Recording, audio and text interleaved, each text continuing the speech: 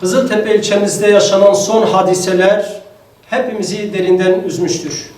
Özellikle bir trafik sıkışması yüzünden, ufak bir tartışma yüzünden 3 şahsın mezara gitmesi, birçok kişinin cezaevine gitmesi hepimizi derinden yaralamıştır.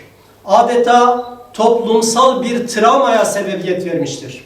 Bu konuda büyüklerimizin, kanaat önderlerimizin, aşiret reislerimizin, alimlerimizin, şeyhlerimizin sağduyuya yönelik çağrıları bizim için, toplum için son derece önemlidir. Çünkü bu toplumda etkisi olan herkes, hatta her birey kendi aile fertlerini, kendi akrabalarını, kendi aşiret bireylerini bu toplumsal algıyı oluşturmak adına ufak bir öfkede hemen sorun çıkarıp tartışmaya, silaha el uzatmamak üzere bir gelenek, bir adet, adeta bir bakış açısı olmalıdır.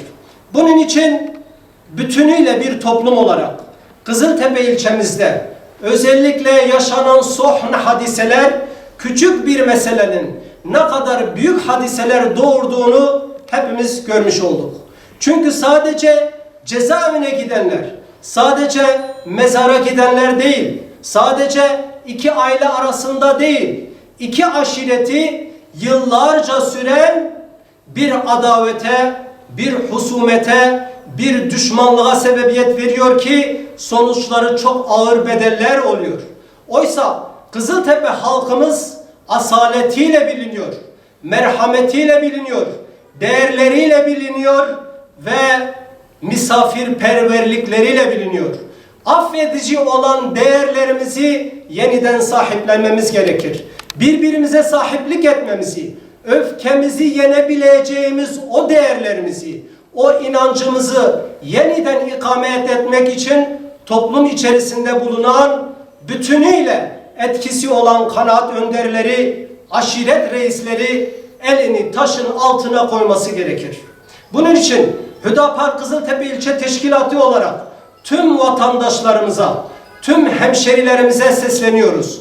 Kadim kültürümüzün, cana yakınlığımızın, affediciliğimizin, öfkesini yutacak olan değerlerimizin, inancımızın yeniden toplumda ikame edilmesi için herkes ama herkes elini taşın altına koymaya davet ediyoruz.